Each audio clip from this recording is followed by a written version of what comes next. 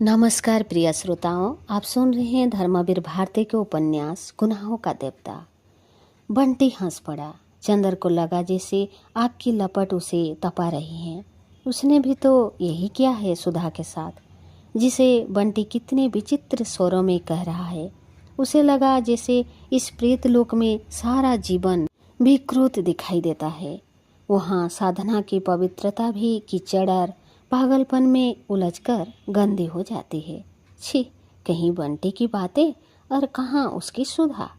वह उठ खड़ा हुआ, जल्दी से विदा मांगकर इस तरह भागा जैसे उसके पैरों के नीचे अंगारे छिपे हों। फिर उसे नींद नहीं आई, चैन नहीं आया। रात को सोया तो वह बार बार चौंक सा उठा। उसने सपना देखा, एक बहुत बड़ा कपूर का पहाड़ है, बहुत बड़ा, मुलायम कपूर की बड़ी बड़ी चट्टानें और इतनी पवित्र खुशबू कि आदमी की आत्मा बेले का फूल बन जाए। वह और सुधा उन सौरभ की चट्टानों के बीच चढ़ रहे हैं। केवल वह है और सुधा। सुधा सफ़ेद बादलों की साड़ी पहने है और चंद्र किरणों की चादर लपेटे हैं। जहाँ जहाँ चंद्र जाता है, कपूर की चट्टानों पर इंद्रधनुष खिल जाते हैं और सुधा अपने बादलों के आंचल में इंद्रधनुष के फूल बटोरती चलती है। सहसा एक चट्टान हिली और उसमें से एक भयंकर प्रेत निकला। एक सफ़ेद कंकाल जिसके हाथ में अपनी खोपड़ी और एक हाथ में जलती मशाल, और उस मुंडहीन कंकाल ने खोपड़ी हाथ में लेकर चंदर को दिखाई। खोपड़ी हंसी और बोली, देखो, जिंदगी का अंतिम सत्य यही है। यह, और उसने अपने हाथ की मशाल ऊंची कर दी। यह कपूर का पहाड़, यह बादलों की साड़ी, यह किरणों का परिधान, यह इंद्रधनुष के फूल, यह सब झूठे हैं। और यह मशाल जो अपने एक स्पर्श में इन सब को पिघला देगी। और उसने अपनी मशाल एक ऊंचे शिखर से छुआ दी। वह शिखर धधक उठा। पिघलती हुई आग की एक धार बरसाती नदी की तरह उमड़कर बहने लगी। भागो सुधा, चंदन ने चीख कर कहा, भागो। सुधा भागी, चंदर भागा, और वह पिघली हुई आग की महानदी लहराते हुए अजगर की तरह उन्हें अपनी गुंजलिका में लपटने के लिए चल पड़ी। शैतान हंस पड़ा, हा हा हा। चंदन ने देखा सुधा शैतान की गोद में थी। चंदर चौंक कर जाग गया। पानी बंद था, लेकिन घनघोर अंधेरा था और पिशाचिनी की तरह पागल हवा पेड़ों को झकझोर रही थी, जैसे युग के जमे हुए विश्वासों को उखाड़ फेंकना चाहती हो। चंदर कांप रहा था, उसका माथा पसीने से तर था। वह उठकर नीचे आया। उसके कदम ठीक नहीं पड़ रहे थे। बरामद के की बत्ती जलाई। महाराजिन उठी। कहाँ है भैया? उसने पूछा। कुछ नहीं, अंदर सोऊंगा, चंदन ने कहा और सुधा के कमरे में जाकर बत्ती जलाई। सुधा की चारपाई पर लेट गया, फिर उठा। चारों ओर के दरवाजे बंद कर दिए कि कहीं कोई फिर ऐसा सपना बाहर के भयंकर अंधेरे में से ना चला आए। लेकिन बंटी की बातों से अंदर ही अंदर उसके मन में जाने कहाँ क्या टूट गया जो फिर बन नहीं पाया। अभी तक उसे अपने पर गर्व था, विश्वास था। अब कभी कभी वह अपने व्यक्तित्व का विश्लेषण करने लगा था। अब वह कभी कभी अपने विश्वासों पर सिर ऊंचा करने के बजाय उन्हें सामने फेंक देता और एक निरपेक्ष वैज्ञानिक की तरह उसकी चीर फाड़ करता, उनकी सब परीक्षा किया करता। अभी तक उसके विश्वास का संबल था, अब किसी ने उसे तर्क का अस्त्र शस्त्र दे दिया था। जाने किस राक्षसी प्रेरणा से उसने अपनी आत्मा को चिन्हना शुरू किया, और इस तर्क वितर्क और अविश्वास के भयंकर जल प्रलय की एक लहर ने उसे एक दिन नरक के किनारे से ले जा पटका। लेकिन चंदर के मन पर एक अजाब सा असर हुआ था इस खत का।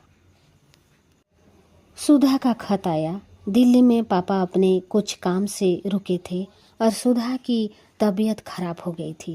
अब वह 2-3 रोज में आ जाएगी। लेकिन चंदर के मन पर एक अजब सा असर हुआ था इस खत का। सुधा का पत्र नहीं आया था। सुधा दूर थी, तब वह खुश था, वह उल्लसित था। सुधा का पत्र आते ही सहसा वह उदास हो गया। उदास तो क्या, उसे उबकाई सी आने लगी। उसे वह सब सहसा पता नहीं एक नाटक सा लगने लगा था, एक बहुत सस्ता नीचे स्तर का नाटक। उसे लगता था ये सब चारों ओर का त्याग, साधन, सौंदर्य, यह सब झूठ है। सुधा भी अंतर्तोगत्वा वही साधारण लड़की है जो कुंवारे जीवन में पति और विवाहित जीवन में प्रेमी की भूखी होती है। वह भी शैतान से पूर्णतः हारा नहीं था। वह लड़ने की कोशिश करता था, लेकिन वह हार रहा था, यही भी उसे मालूम था। और चंदर के जिस गर्व ने उसकी जीत में साथ दिया था, वही गर्व उसकी हार में साथ दे रहा था। उसने मन में सोच लिया कि वह सुधा से, सभी लड़कियों से, इस सारे नाटक से नफरत करता है। सुधा का विवाह होना ही था, सुधा को विवाह करना ही था। सुधा के आंसू झूठे थे। अगर चंदर सुधा को ना भी समझता तो घूम फिर सुधा विवाह करती ही। तब फिर विश्वास काहे का, त्याग काहे का? विश्वास टूट चुका था, गर्व जिंदा था।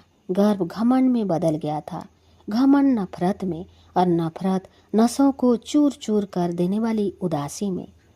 सुधा जब आई तो उसने चंदर को बिल्कुल बदला हुआ पाया। एक बात और हुई जिसने और भी आग सुलगा दी। यह लोग दोपहर को 1 बजे के लगभग आए, जबकि चंदर कॉलेज गया था। पापा तो आते ही नहा धोकर सोने चले गए। सुधा और बिंती ने आते ही अपने कमरे की सफाई शुरू की। कमरे की सारी किताबें झाड़ी, कपड़े ठीक किए, मेजें साफ की और उसके बाद कमरा धोने में लग गए। बिंती बाल्टी में पानी भर भर लाने लगी और सुधा झाड़ू से फर्श धोने लगी। हाथों में चूड़े अब भी थे, पाँव में बिछिया और मांग में सिंदूर। चेहरा बहुत पीला पड़ गया था सुधा का। चेहरे की हड्डियां निकल आई थी और आंखों की रोशनी भी मैली पड़ गई थी। वह जाने क्यों कमजोर भी हो गई थी। झाड़ू लगाते लगाते सुधा बिंती से बोली, आज मालूम पड़ता है कि मैं आदमी हूँ। कल तक तो हैवान थी। पापा को भी जाने क्या सूझा कि इन्हें भी साथ दिल्ली ले गए। मैं तो शर्म से मरी जाती थी। थोड़ी देर बाद चंदर आया। बाहर ही उसे मालूम हो गया था कि सब लोग आ गए हैं। उसे जाने क्यों ऐसा लग रहा था कि वह उल्टे लौट जाए। वह अगर इस घर से गया तो जाने उससे क्या अनर्थ हो जाएगा। लेकिन वह बढ़ता ही गया। स्टडी रूम में डॉक्टर साहब सो रहे थे। वह लौटा और अपने कपड़े उतारने के लिए ड्राइंग रूम की ओर चला। सुधा ज्यों ही आहट पाई, वह फौरन झाड़ू फेंक कर भागी। सिर खोला, धोती कमर से खुशी हुई, हाथ गंदे, बाल बिखरे और बेतहासा दौड़कर चंदर से लिपट गई और बच्चों की भाली भोली हंसी हंसकर बोली, चंदर चंदर, हम आ गए, अब बताओ। और चंदर को इस तरह कस लिया कि अब कभी छोड़ेगी ही नहीं। छी, दूर हटो सुधा, यह क्या नाटक करती हो। और सुधा को रुखाई से परे हटाकर अपने कोट पर से सुधा के हाथ से लगी हुई मिट्टी झाड़ते हुए चंदर चुपचाप अपने कमरे में चला गया। सुधा पर जैसे बिजली गिर पड़ी हो, वह पत्थर की तरह खड़ी रही। फिर जैसे लड़खड़ाती हुई अपने कमरे में गई और चारपाई के पर लेटकर फुट फुट कर रोने लगी। चंदर सुधा से नहीं बोला। डॉक्टर साहब के जागते ही उनसे बातें करने लगा। शाम को वह साइकिल लेकर घूमने निकल गया। लौटकर ऊपर छत पर चला गया और बिनती को पुकार कर कहा, अगर तकलीफ ना हो तो जरा ऊपर खाना दे आओ। बिनती ने थाली लगाई और सुधा से कहा, लो दीदी दे आओ। सुधा ने सिर हिलाकर कहा, तू ही दे आ, मैं अब कौन रह गई उनकी। बिनती के बहुत समझाने पर सुधा ऊपर खाने ले गई। चंदर लेटा था गुमसुम। सुधा ने स्टूल खींचकर खाना रखा। चंदर कुछ नहीं बोला। उसने पानी रखा। चंदर कुछ नहीं बोला। खाओ ना, सुधा ने कहा और एक कोर बनाकर चंदर को देने लगी। तुम जाओ, चंदर ने बड़े रूखे स्वर में कहा, मैं खा लूँगा। सुधा ने कोर थाली में रख दिया और चंदर के पायतने बैठकर बोली, चंदर तुम क्यों नाराज हो, बताओ हमसे क्या पाप हो गया है। पिछले 1.5 महीने हमने एक एक क्षण गिन गिन कर काटे हैं कि कब तुम्हारे पास आए। हमें क्या मालूम था कि तुम ऐसे हो गए हो। मुझे जो चाहे सजा दो, लेकिन ऐसा ना करो, तुम तो कुछ भी नहीं समझते। और सुधा ने चंदर के पैरों पर सिर रख दिया। चंदन ने पैर झटक दिए। सुधा, इन सब बातों से फायदा नहीं है। अब इस तरह की बातें करना और सुनना भी मैं भूल गया हूँ। कभी इस तरह की बातें करती अच्छा लगता था। अब तो किसी सुहागिन के मुंह से यह शोभा नहीं देता। सुधा तिलमिला उठी। तो यह बात है तुम्हारे मन में, मैं पहले से समझती थी, लेकिन तुम ही ने तो कहा था चंदर, अब तुम ही ऐसे कर रहे हो, शर्म नहीं आती तुम्हें। और सुधा ने हाथ से ब्याह वाले चूड़े उतारकर छत पर फेंक दिए। बिछिया उतारने लगी और पागलों की तरह फटी आवाज में बोली, जो तुमने कहा मैंने किया, अब जो कहोगे वही करूँगी, यही चाहते हो ना। और अंत में उसने अपनी बिछिया उतारकर छत पर फेंक दी। चंदर कांप गया। उसने इस दृश्य की कल्पना भी नहीं की थी। बिनती बिनती उसने घबरा कर पुकारा और सुधा से बोला, अरे यह क्या कर रही हो, कोई देखेगा तो क्या सोचेगा, पहनो जल्दी से। मुझे किसी की परवाह नहीं, तुम्हारा तो जी ठंडा पड़ जाएगा। चंदर उठा। उसने जबरदस्ती सुधा के हाथ पकड़ लिए। बिनती आ गई थी। लो, इन्हें चूड़े तो पहना दो। बिनती ने चुपचाप चूड़े और बिछिया पहना दी। सुधा चुपचाप उठी और नीचे चली गई। चंदर अपनी खाट पर सिर झुकाए लज्जित सा बैठा था। लीजिए खाना खा लीजिए, बिनती बोली। मैं नहीं खाऊंगा, चंदन ने रूंधे गले से कहा। खाइए, वरना अच्छी बात नहीं होगी। आप दोनों मिलकर मुझे मार डालिए, बस किस्सा खत्म हो जाए। ना आप सीधे मुंह से बोलते हैं, ना दीदी। पता नहीं आप लोगों को क्या हो गया है। चंदर कुछ नहीं बोला। खाइए, आपको हमारी कसम है, वरना दीदी खाना नहीं खाएंगी। आपको मालूम नहीं, दीदी की तबीयत इधर बहुत खराब है। उन्हें सुबह शाम बुखार रहता है। दिल्ली में तबीयत बहुत खराब हो गई थी। आप ऐसे कर रहे हैं, बताइए उसका क्या हाल होगा। आप समझते होंगे यह बहुत सुखी होगी, लेकिन आपको क्या मालूम, पहले आप दीदी के एक आंसू पर पागल हो उठते थे, अब आपको क्या हो गया है। चंदन ने सिर उठाया और गहरी सांस लेकर बोला, जाने क्या हो गया है बिनती। मैं कभी नहीं सोचता था कि सुधा को मैं इतना दुख दे सकूंगा। इतना अभागा हूँ कि मैं खुद भी इधर घुलता रहा और सुधा को भी इतना दुखी कर दिया। और सचमुच चंदर की आंखों में आंसू भर आए। बिनती चंदर के पीछे खड़ी थी। चंदर का सिर अपनी छाती में लगाकर आंसू पोंछती हुई बोली, छी, अब और दुखी होएगा तो दीदी और भी रोएगी। लीजिए खाइए। जाओ दीदी को बुला लो और उन्हें भी खिला दो। चंदन ने कहा। बिनती गई, फिर लौटकर बोली, बहुत रो रही हैं, अब आज उनका नशा उतर जाने दीजिए, तब कल बात कीजिएगा। फिर सुधा ने ना खाया तो नहीं, आप खा लीजिएगा तो वो खा लेंगी, उनको खिलाए बिना मैं नहीं खाऊंगी, बिनती बोली और अपने हाथ से कौर बनाकर चंदर को देने लगी। चंदर ने खाना शुरू किया और धीरे से गहरी सांस लेकर बोला, बिनती, तुम हमारी और सुधा की इस जन्म की कौन हो?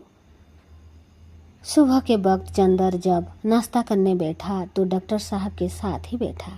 सुधा आई और प्याला रख कर चली गई। वह बहुत उदास थी। चंदर का मन भर आया।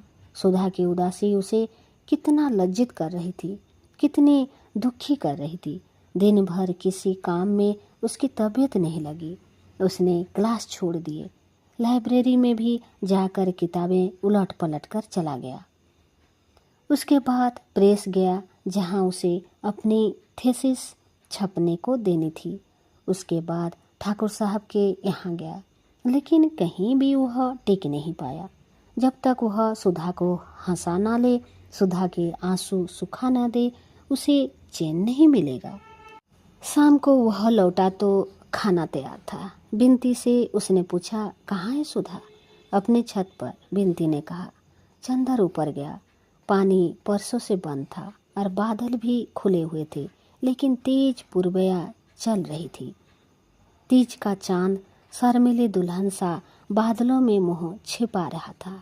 हवा के तेज झकारों पर बादल उड़ रहे थे और कचनार बादलों में तीज का धनुष्कार चांद आंख मिचौली खेल रहा था। सुधा ने अपनी खाट बरसाती के बाहर खींच ली थी। छत पर धुंधला अंधेरा था और वह रह रह कर सुधा पर चांदनी के फूल बरस जाते थे। सुधा चुपचाप लेटी हुई बादलों को देखती हुई जाने क्या सोच रही थी। चंदर गया। चंदर को देखते ही सुधा उठ खड़ी हुई और उसने बिजली जला दी और चुपचाप बैठ गई। चंदर बैठ गया। वह कुछ भी नहीं बोली। बगल में बिछी हुई बिनती की खाट पर सुधा बैठ गई। चंदर को समझ नहीं आता था कि वह क्या कहे। सुधा को इतना दुख दिया उसने। सुधा उससे कल शाम से बोली तक नहीं। सुधा, तुम नाराज हो गई? मुझे जाने क्या हो गया था, लेकिन माफ नहीं करोगी? चंदन ने बहुत कांपती हुई आवाज में कहा। सुधा कुछ नहीं बोली, चुपचाप बादलों की ओर देखती रही। सुधा, चंदन ने सुधा को दो कबूतरों जैसे उजाले मासूम पैरों को लेकर अपनी गोद में रख लिया और भरे हुए गले से बोला, सुधा, मुझे जाने क्या हो गया था। अभी कभी कभी लगता है वह पहले वाली ताकत टूट गई। मैं बिखर रहा हूँ। तुम आई और तुम्हारे सामने मन का जाने कौन सा तूफान फूट पड़ा। तुमने उसका इतना बुरा मान लिया। बताओ, अगर तुम ही ऐसा करोगी तो मुझे संभालने वाला फिर कौन है सुधा? और चंदर की आंखों से एक बूंद आंसू सुधा के पांव पर चू पड़ा। सुधा ने चौंक कर अपने पांव खींच लिए और उठकर चंदर की खाट पर बैठ गई और चंदर के कंधे पर सिर रखकर फुट फुट कर रो पड़ी। बहुत रोई, बहुत रोई। उसके बाद उठी और सामने बैठ गई। चंदर, तुमने गलत नहीं किया। मैं सचमुच कितनी अपराधीन हूँ। मैंने तुम्हारी जिंदगी चौपट कर दी है, लेकिन मैं क्या करूँ? किसी ने तो मुझे कोई रास्ता नहीं बताया था। अब हो ही क्या सकता है। चंदर, तुम भी बदरसत करो और हमें भी करे। चंदर नहीं बोला। उसने सुधा के हाथ अपने होठों से लगा लिया। लेकिन मैं तुम्हें इस तरह बिखरने नहीं दूंगा। तुमने अब अगर इस तरह किया तो अच्छी बात नहीं होगी।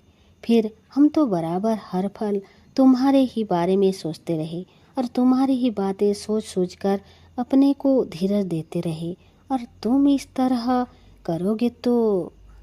नहीं सुधा, मैं अपने को टूटने नहीं दूंगा। तुम्हारा प्यार मेरे साथ है, लेकिन इधर मुझे जाने क्या हो गया था। हाँ, समझ लो चंदर, तुम्हें हमारे सुहाग की लाज है। हम कितने दुखी हैं तुम समझ नहीं सकते। एक तुम ही को देखकर हम थोड़ा सा दुख दर्द भूल जाते हैं, सो तुम भी इस तरह करने लगे। हम लोग कितने अभागे हैं। और वह फिर चुपचाप लेटकर ऊपर देखती हुई जाने क्या सोचने लगी। चंदन ने एक बार धुंधली रेशमी चांदनी में मुरझाए हुए सोनजोही के फूल जैसे मुंह की ओर देखा और सुधा के नरम गुलामी होठों पर उंगलियां रख दी। थोड़ी देर वह आंसू में भीगे हुए गुलाब की दुख भरी पंखुड़ियों में उंगलियों उलझाए रहा और फिर बोला, क्या सोच रही थी? चंदन ने बहुत दुलार से सुधा के माथे पर हाथ फेरकर कहा। सुधा एक फीकी हंसी हंसकर बोली, जिसे आज लेटी हुई बादलों को देख रही हूँ और पास तुम बैठे हो, उसी तरह एक दिन कॉलेज में दोपहर को मैं और गेसु लेटे हुए बादलों को देख रही थी। उस दिन उसने एक शेर सुनाया, कैफ वरदोस बादलों को ना देख, बेखबर तो कुचल ना जाए कहीं। उसका कहना कितना सच निकला। भाग्य ने कहाँ ले जा पटका मुझे। क्यों, वहाँ तुम्हें कोई तकलीफ तो नहीं? चंदन ने पूछा। हाँ, समझते तो सब यही हैं, लेकिन जो तकलीफ है वह मैं जानती हूँ या बिनती जानती है। सुधा ने गहरी सांस लेकर कहा। वहाँ आदमी भी बने रहने का अधिकार नहीं। क्यों? चंदन ने पूछा। क्या बताएं तुम्हें चंदन, कभी कभी मन में आता है कि डूब मरूं, ऐसा भी जीवन होगा मेरा। यह कभी मैं नहीं सोचती थी। सुधा ने कहा। क्या बात है, बताओ ना, चंदन ने पूछा। बता दूंगी देवता, तुमसे भला क्या छिपाऊंगी, लेकिन आज नहीं, फिर कभी। सुधा ने कहा। तुम परेशान मत हो, कहाँ तुम कहाँ दुनिया, काश कि कभी तुम्हारी गोद में अलग ना होती मैं। और सुधा ने अपना मुंह चंदर की गोद में छिपा लिया। चांदनी पंखुड़ियां बरस पड़ी।